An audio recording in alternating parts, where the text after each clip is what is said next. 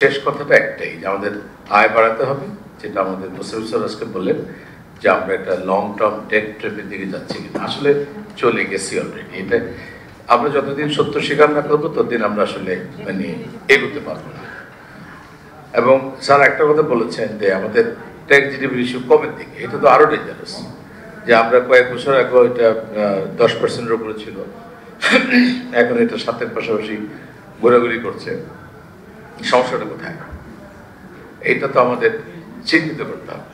আমাদের যেই সমস্যাটা, আমি এমনিতেই আগাগোড়াই রেভিনিউ সার্ভিসের মানুষ, গত 1 বছরের বেশি সময় ধরে এনবিআর কাজ করার অভিজ্ঞতা থেকে যেটা আমার মনে হয়েছে যে আমাদের নানাবিধ সমস্যা আছে। আবার আমরা কালেকশনের দিক থেকে বা রেভিনিউ আদায়ের দিক থেকে পুরোপুরি ব্যর্থ, এই কথা বলাটাও অন্যায় হবে। কারণ আমরা 72 সালে শুরু করেছি 168 কোটি টাকা আদায়, রেভিনিউ আদায় দিয়ে। গত অর্থ বছরে আমরা 3,78,000 কোটি টাকা আদায় করেছি। সুতরাং আদায় বেড়েছে, কিন্তু যতটুকু আদায় আমাদের প্রয়োজন আমরা এর ধারে কাছেও নেই। এটা হলো বাস্তবতা। 2-3 দিন আগে একটা প্রোগ্রামে গেলাম, সেখানে আমাকে একজন দেখালো যে আমরা কথায় কথায় উগান্ডাকে নিয়ে নানা রকম তামাশা করি। সেখানে দেখালো যে উগান্ডার ট্যাক্স জিডিপি রেশিও হচ্ছে 12.5%। এটা হলো বাস্তবতা। আর কি কারণে আমাদের tax collection on an average 15% growth হওয়ার পরেও ট্যাক্স জিডিপি রেশিও ডিক্লাইনিং, এটা নিয়ে কিন্তু আমার এনবিআর এর কলিগরা একদম মেম্বার থেকে শুরু করে অ্যাসিস্ট্যান্ট কমিশনার পর্যন্ত তারা কিন্তু একটা দ্বিধার মধ্যে থাকে। আমাদের প্রতিনিয়ত কালেকশন বাড়ছে কিন্তু ট্যাক্স জিডিপি কমে যাচ্ছে, জিডিপির ভিতরে কি আছে?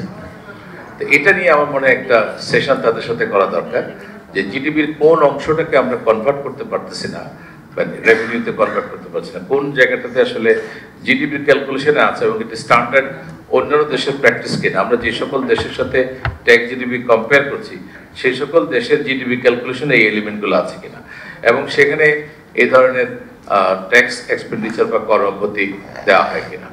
তো এটাও আমাদের একটু দেখার বিষয় আছে। আমার কাছে যেটা মনে হচ্ছে, আমাদের দীর্ঘদিনের একটা কর সংস্কৃতির, বিশেষ করে ট্যাক্স এক্সেম্পশন দেওয়ার যে একটা কালচারে আমরা চলে এসেছি।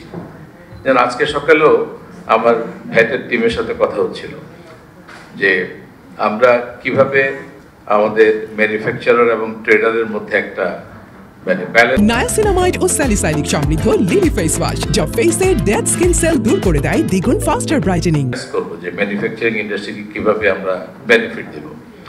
তো সেখানে দেখলাম ইভেন ভ্যাটের বেনিফিটও তারা চায়, যেটা হওয়ারই কথা না। কারণ ভিএটি তো একটা জিনিস কোনোভাবে আমরা আমাদের বিজনেস পিপলদেরকে এবং কনজিউমারদেরকে বোঝাতে পারি নাই যে ভিএটি কিন্তু ব্যবসায়ীরা দেবে না। ভিএটি আলটিমেটলি কনজিউমারের উপর পাস হবে। আমাদের ব্যবসায়ীরা হচ্ছেন VAT collector on behalf of government agent, তারা কালেকশন করবেন এবং এটা জমা দিয়ে দেবেন এবং সেটা নেক্সট কাস্টমারের উপরে পাস থ্রু করে দেবে এবং আলটিমেটলি লাস্ট কাস্টমারই এটা বিয়ার করবে। এই জিনিসটা, সিম্পল জিনিসটা আমরা বুঝাতে না পারার কারণে আমাদের ভিএটির ক্ষেত্রে আসলে আমরা অ্যাবসলিউটলি ফেল করেছি। 91 সালের আইনকেও আমরা ব্যাপকভাবে অ্যামেন্ডমেন্ট করতে গিয়ে বিভিন্ন সেক্টরের ডিমান্ড মিট করতে গিয়ে আমরা এটাকে ডিস্টর্ট করে ফেলেছি। ইভেন 12 সালের আইনও আমরা যেভাবে হওয়ার কথা ছিল সেভাবে বাস্তবায়ন করতে পারিনি।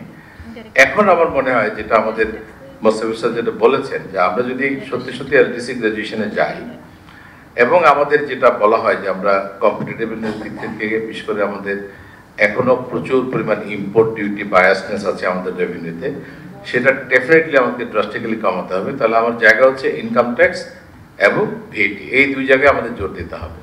তা আমার কাছে যেটা মনে হয়, আমাদের ভিএটিতে একটা ব্যাপক সংস্কার আনতে হবে এবং এটা সবাই মিলে, আমাদের পলিসি মেকার, আমাদের মিডিয়া কর্মী, আমাদের ব্যবসায়ীরা, সবাইকে একমত হতে হবে যে আমরা ভিএটি সিস্টেমে কোনো ডিস্টরশন রাখবো না। কম দেই, বেশি দিই, যাই দিই, এটা বৈষম্যহীনভাবে দেবো এবং এখানে আমরা কোনো এক্সাম্পশন মেকানিজম থাকলেও খুবই সামান্য, এবং আমাদেরকে নতুন করে হয়তো ভিএটি ল আবার তৈরি করতে হবে। এটা যদি আমরা সত্যিকার অর্থে ভ্যাটটাকে বাংলাদেশে ইমপ্লিমেন্ট করতে চাই। কর্পোরেট সেক্টরে আমাদের প্রচুর লিকেজ ছিল, আমরা এখন ধীরে ধীরে যেটা চেষ্টা করছি, আপনারা দেখেছেন গত বছর আমরা ট্যাক্স এক্সপেন্ডিচার পলিসি তৈরি করেছি এবং সেই পলিসি অনুযায়ী আমরা সবগুলো আইন সংশোধন করেছি। এখন থেকে এনবিআর আর কোনো ট্যাক্স এক্সাম্পশন দিবে না, এটা একমাত্র পার্লামেন্ট দিবে। যদি দেশের বৃহত্তর স্বার্থে, ইন্ডাস্ট্রির স্বার্থে, জনগণের স্বার্থে যদি প্রয়োজন হয়, এটা পার্লামেন্ট ডিসাইড করবে। তো সেই ক্ষেত্রে আমরা এক্সপেন্ডিচার কাট করার মাধ্যমে অনেকগুলো কাজ হয়তো রেভিনিউতে একটা সুফল পাবো। আমরা এবার দেখেছি প্রথম কোয়ার্টারে আমরা 20% প্লাস গ্রোথ আমাদের হয়েছে। সেই গ্রোথটা আমরা অক্টোবর এবং নভেম্বরে ধরে রাখতে পারিনি, এটা নেমে হয়তো 16, 16.5 দিকে যাবে বলে মনে হচ্ছে।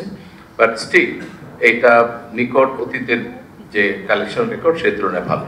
তো এইটা আমরা কেমন করে করছি? আপনারা নিজেরাই বলেছেন যে গত বছরের আমাদের বাজেট সাইজ ছোট হয়েছে এবং স্বাভাবিকভাবে প্রজেক্টের অ্যালোকেশন কমে গেছে, ইমপ্লিমেন্টেশনও কম। আবার এক ভাই বললেন যে যতই বাজেট দিয়ে ইমপ্লিমেন্টেশন কমে যায়, ফলে প্রজেক্ট থেকে যে ট্যাক্সটা আমাদের আসার কথা সেখানে একটা বড় ঘাটতি আমাদের দেখা গেছে। একইভাবে ব্যাংকিং সেক্টরে এটা একটা কর্পোরেট ট্যাক্সের বড় বিগ চার্ট কিন্তু আমরা ব্যাংকিং সেক্টর থেকে পাই। ব্যাংকিং সেক্টরে বড় রকমের একটা সমস্যা তৈরি হয়েছে এবং সেখান থেকেও আমাদের ট্যাক্স কালেকশনটা যথেষ্ট কমেছে।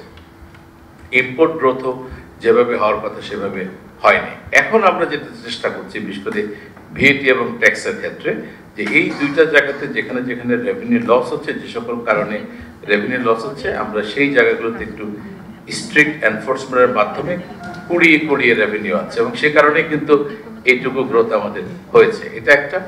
আরেকটা হচ্ছে আমরা মানে ডিজিটালাইজেশনের দিকে জোর দিচ্ছি, যেটা আমাদের ফিউচারে করতে হবে এবং এটা শুধুমাত্র এনবিআর এর ভিতর ডিজিটালাইজেশন না, এন্টায়ার দ্য গভর্নমেন্টের মধ্যে ট্রেড এবং বিজনেস রিলেটেড প্লাস অন্যান্য যা কিছু সিস্টেম আছে প্রত্যেকটাই অটোমেটেড হবে এবং প্রত্যেকটার সাথেই একটা ইন্টার কানেক্টিভিটি তৈরি করতে হবে।